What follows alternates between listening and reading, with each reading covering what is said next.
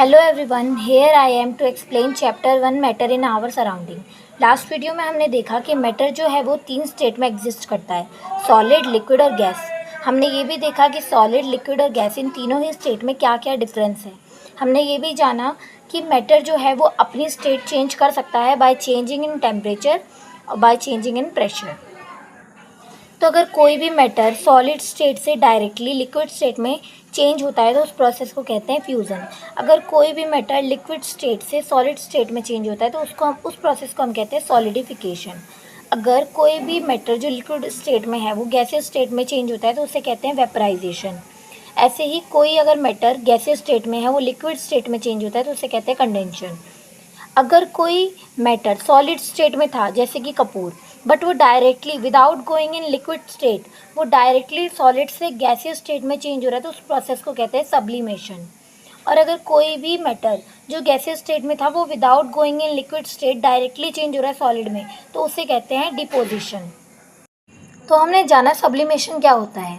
Solid state का directly gaseous state में change हो जाना बिना लिक्विड स्टेट में जाए, वो प्रोसेस होता है सब्लिमेशन। तो ये कुछ मैटर है जो सब्लिमेशन प्रोसेस को फॉलो करते हैं।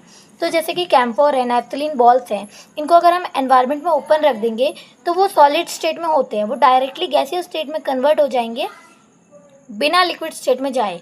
तो ये सभी सब्लिमेशन प्रोसेस को फॉलो करते हैं। Sublimation process exam point of view से भी बहुत इंपॉर्टेंट है। इसकी डेफिनेशन या इसका एग्जाम्पल ज़रूर एग्ज़ाम में पूछा जाता है। तो अब हमने ये देख लिया कि टेम्परेचर चेंज करने से स्टेट कैसे चेंज होती है। अब हम देखेंगे मेल्टिंग पॉइंट और बॉइलिंग पॉइंट क्या होता है। एक ऐसा टेम्परेचर जिस पे सॉलिड पूरी तरह से लिक्विड स्टेट में कन्वर्ट हो जाए उस पॉइंट को कहते हैं मेल्टिंग पॉइंट। आइस का मेल्टिंग पॉइंट होता है 0 डिग्री सेल्सियस, केल्विन में ये होता है 273 केल्विन। सेम बॉइलिंग पॉइंट भी उस तरह से है, जिस पॉइंट पे जिस टेम्परेचर पे लिक्विड पूरी तरह से गैसियस स्टेट में चेंज हो जाए उस टेम्परेचर को, उस पॉइंट को हम बॉइलिंग पॉइंट कहेंगे। वाटर का बॉइलिंग पॉइंट होता है 100 डिग्री सेल्सियस। तो आप इसे कमेंट बॉक्स में बताना कि ये केल्विन में कितना होगा। अब हम मेल्टिंग पॉइंट समझ चुके हैं, बॉइलिंग पॉइंट समझ चुके हैं। अब एक न्यू टर्म है लेटेंट हीट ऑफ फ्यूज़न।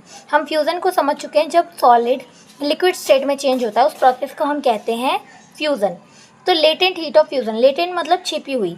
तो मतलब एक पॉइंट आता है जिसे हम मेल्टिंग पॉइंट कहते हैं, जब सॉलिड पूरी तरह से लिक्विड में चेंज हो रहा है तो उस पॉइंट पे हम हीट तो दिए जा रहे हैं, टेम्परेचर तो बढ़ाए जा रहे हैं, पर टेम्परेचर फिर भी कांस्टेंट रह रहा है। तो उस टाइम जो हमने हीट दी वो कहाँ पे चली गई, तो वो हीट यूज़ होती है पार्टिकल से। पार्टिकल यूज़ करते हैं उसे, किसके पार्टिकल, आइस के पार्टिकल उस हीट को यूज़ करते हैं किस चीज़ के लिए, ओवरकम करने के लिए फोर्स ऑफ अट्रैक्शन।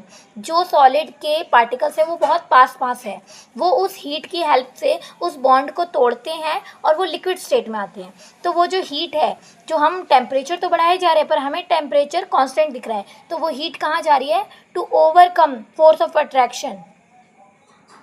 तो लेटेंट हीट ऑफ फ्यूज़न की एक्यूरेट डेफिनेशन की बात करें तो वो है the amount of heat required by 1 kg of solid to get converted to liquid at atmospheric pressure and at melting point at is called latent heat of fusion. Latent heat of fusion क्या है, जब solid liquid state में convert हो रहा है तो melting point पे हम जब टेम्परेचर तो बढ़ाए जा रहे हैं पर हमें टेम्परेचर कांस्टेंट शो हो रहा है, तो वो जो हम टेम्परेचर बढ़ा रहे हैं, जो हम हीट दे रहे हैं, वो कहाँ जा रही है, वो यूज़ हो रही है ओवरकम करने में फोर्स ऑफ अट्रैक्शन, जो कि सॉलिड के पार्टिकल्स के बीच में यानी आइस क्यूब के पार्टिकल्स के बीच में बहुत ज़्यादा है।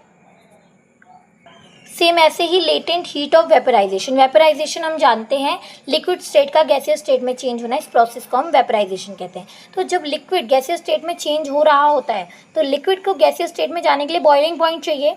हमने डिस्कस किया था कि वाटर का बॉइलिंग पॉइंट है 100 डिग्री सेल्सियस। तो उस 100 डिग्री सेल्सियस पॉइंट पे हम हीट तो बढ़ाते जा रहे हैं, बट हमने टेम्परेचर तो इंक्रीज़ किया पर वो टेम्परेचर कांस्टेंट रह रहा है, वो 100 डिग्री सेल्सियस का 100 डिग्री सेल्सियस ही रह रहा है। तो वो हीट जो हम दे रहे हैं वो कहाँ गई, यहाँ पे भी सेम, यहाँ पे हीट लिक्विड के पार्टिकल यूज़ कर रहे हैं to overcome the force of attraction between them. तो जो लिक्विड है, लिक्विड के पार्टिकल के बीच में एज कम्पेयर टू सॉलिड कम फोर्स ऑफ अट्रैक्शन होता है, पर फोर्स ऑफ अट्रैक्शन वो भी उस बॉन्ड को तोड़ने के लिए उस हीट का यूज़ कर रहे हैं ताकि वो उनके जो पार्टिकल है वो बहुत दूर दूर हो, उनके पार्टिकल्स के बीच में मैक्सिमम गैप हो ताकि वो गैसियस स्टेट में आ पाएँ। तो लेटेंट हीट ऑफ वेपराइजेशन, वो हीट जो छुपी लिक्विड की हेल्प करने के लिए, लिक्विड की हेल्प की उसने ओवरकम करने के लिए force of attraction between them. Solid carbon dioxide, जिसको हम ड्राई आइस भी कहते हैं, उसको हमेशा अंडर हाई प्रेशर के अंडर रखते हैं। क्यों, ऐसा क्यों? क्योंकि अगर वो एनवायरनमेंट के कांटेक्ट में आती है तो वो सॉलिड होती है, वो डायरेक्टली गैसियस स्टेट में चेंज हो जाती है। ड्राई आइस जो है वो सब्लिमेशन का प्रोसेस फॉलो करती है, इसलिए हमें जो है उसको हाई प्रेशर के अंदर रखना पड़ता है ताकि वो अपनी स्टेट में कांस्टेंट बनी रहे। वो सॉलिड स्टेट में है तो वो सॉलिड ही स्टेट में रहे, वो सब्लिमेशन करके गैसियस स्टेट में ना जाए। सभी को टेम्परेचर का तो याद होता है कि अगर हमने सॉलिड में टेम्परेचर बढ़ाया तो वो लिक्विड स्टेट में गया, लिक्विड में और टेम्परेचर बढ़ाया तो गैसियस में गया, गैसियस में हमने टेम्परेचर कम किया तो लिक्विड में गया, लिक्विड में हमने टेम्परेचर कम किया तो सॉलिड में गया। पर प्रेशर का कैसे याद करें? जैसा टेम्परेचर में चलता है उसका बिल्कुल अपोजिट प्रेशर में चलता है। जैसा टेम्परेचर में है उसका बिल्कुल अपोजिट प्रेशर में है। जैसे कि टेम्परेचर बढ़ाने पे सॉलिड टू लिक्विड चेंज होता है, पर प्रेशर बढ़ाने पे लिक्विड टू सॉलिड होता है। जैसे कि हमने टेम्परेचर बढ़ाया, आइस क्यूब रखी, वो मेल्ट करके लिक्विड स्टेट में आ गई। पर अगर हमने टेम्परेचर की जगह प्रेशर बढ़ाया तो लिक्विड स्टेट में जो चीज़ है वो प्रेशराइज होकर सॉलिड स्टेट में आ जाती है। तो अगर आपको टेम्परेचर याद है कि टेम्परेचर बढ़ाने पे क्या किस में चेंज होता है, तो आपको ऑटोमेटिकली प्रेशर भी याद हो जाएगा, क्योंकि वो उसका बिल्कुल अपोजिट है। हम ड्राई आइस को हाई प्रेशर और लो टेम्परेचर में स्टोर करते हैं ताकि वो सॉलिड स्टेट में ही रहे, वो सब्लिमेशन का प्रोसेस फॉलो करके गैसियस स्टेट में ना चली जाए। होप यहाँ तक आपको मैंने जितना भी टॉपिक पढ़ाया वो आपको समझ आया होगा। अब हमारे इस चैप्टर का लास्ट टॉपिक है इवेपोरेशन। इवेपोरेशन क्या होता है? हमने ये तो देखा कि लिक्विड जो है वो गैसियस स्टेट में चेंज होता है। कहाँ पे? जब हम उसे बॉइलिंग पॉइंट पे रखते हैं। अगर हम लिक्विड को यानी वाटर को 100 डिग्री सेल्सियस पे रखेंगे तो वो गैसियस स्टेट में चेंज हो जाएगा। पर क्या ऐसी कोई कंडीशन है कि बॉइलिंग पॉइंट से पहले लिक्विड गैसियस स्टेट में चेंज हो जाए? तो इवेपोरेशन ही वो प्रोसेस है जो बॉइलिंग पॉइंट से पहले ही लिक्विड स्टेट को कन्वर्ट कर देता है गैसियस स्टेट में। और ये आपसे एमसीक्यू में पूछ लिया जाता है कि इवेपोरेशन सरफेस फिनोमेना है या नहीं। तो जो इवेपोरेशन है वो सरफेस फिनोमेना है, वो सरफेस से ही शुरू होता है। आप लोग इवेपोरेशन समझे? बॉइलिंग पॉइंट आने से पहले अगर लिक्विड स्टेट से चेंज हो जाए गैसियस स्टेट में तो उसे कहते हैं इवेपोरेशन के प्रोसेस से वो चीज़ हुई।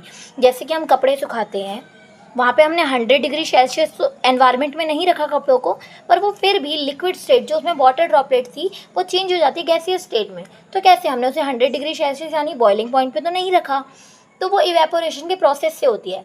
तो हमने इवेपोरेशन का प्रोसेस जाना क्या? बॉइलिंग पॉइंट से पहले लिक्विड स्टेट जब गैसियस स्टेट में चेंज हो जाए तो उसी प्रोसेस को कहते हैं इवेपोरेशन। तो जो कपड़े सूखते हैं वो हमारे इवेपोरेशन के प्रोसेस से सूखते हैं। घर में हम पोछा लगाते हैं, कोई चीज़ गिर जाती है, कोई लिक्विड चीज़ गिर जाती है तो आप कुछ टाइम बाद देखेंगे कि वो वहाँ से गायब हो चुकी है, क्योंकि वो गैसियस स्टेट में चेंज होके उड़ भी चुकी है, वहाँ पे वो है ही नहीं। तो इवेपोरेशन अफेक्ट किस किस से होती है? अगर हम किसी भी चीज़ को ग्रेटर सरफेस देंगे, अगर हम किसी ब्लैंकेट को मोड़ के सुखाते हैं, गीले ब्लैंकेट को, तो वो जल्दी नहीं सूखेगा एज़ कम्पेयर टू जब हम उसे बिल्कुल फैला के उसको ग्रेटर सरफेस देंगे। तो इवेपोरेशन हम जानते हैं सरफेस फिनोमिना है, तो वो फटाफट इवेपोरेट होंगी उसके वाटर ड्रॉपलेट और वो सूख जाएगा। और ऐसे ही अगर टेम्परेचर बढ़ता है, टेम्परेचर बढ़ना क्या है? टेम्परेचर बढ़ेगा तो हीट बढ़ेगी तो काइनेटिक एनर्जी बढ़ेगी, काइनेटिक एनर्जी बढ़ेगी तो पार्टिकल जल्दी जल्दी मूव करेंगे, और जो लिक्विड के पार्टिकल के बीच में बॉन्ड है वो हीट से ही तो कम होता है। हमने लेटेंट हीट ऑफ वेपराइजेशन में भी देखा।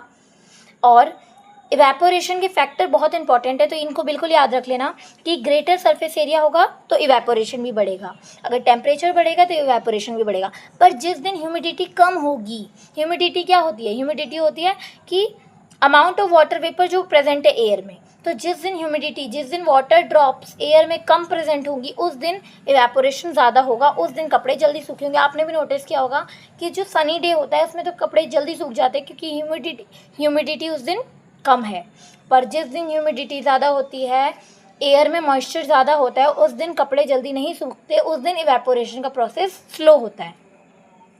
और जिस दिन हवा ज़्यादा चलती है इवेपोरेशन का प्रोसेस भी ज़्यादा होता है, क्योंकि जो विंड है वो और इवेपोरेशन डायरेक्टली प्रोपोर्शनल है। अगर विंड ज़्यादा है तो इवेपोरेशन का रेट भी ज़्यादा होगा।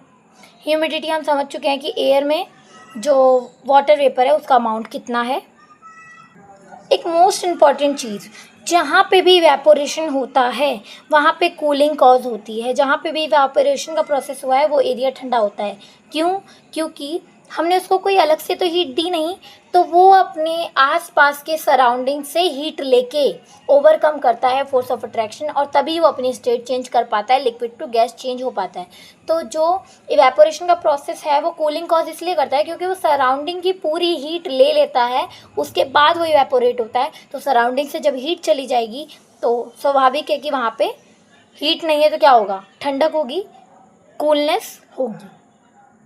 तो जैसे इवेपोरेशन के प्रोसेस में हीट एब्जॉर्ब होगी पूरे सराउंडिंग से, तो सराउंडिंग से हीट डिक्रीज़ हुई और वहाँ पे कूलिंग बढ़ जाएगी, इंक्रीज़ कर जाएगी। तो आज हमने देखा कि मैटर जो है वो किस तरह से अपनी स्टेट चेंज कर सकता है, एक स्टेट से दूसरी स्टेट में जा सकता है। हमने boiling point, melting point, latent heat of fusion, latent heat of vaporization, evaporation, उसके फैक्टर, बहुत कुछ पढ़ा। तो अगर आपको इन किसी भी टॉपिक में डाउट हो तो आप कमेंट सेक्शन में पूछ सकते हैं। Hope you like this video. We will meet in next video. Thank you. Like my video, subscribe my channel.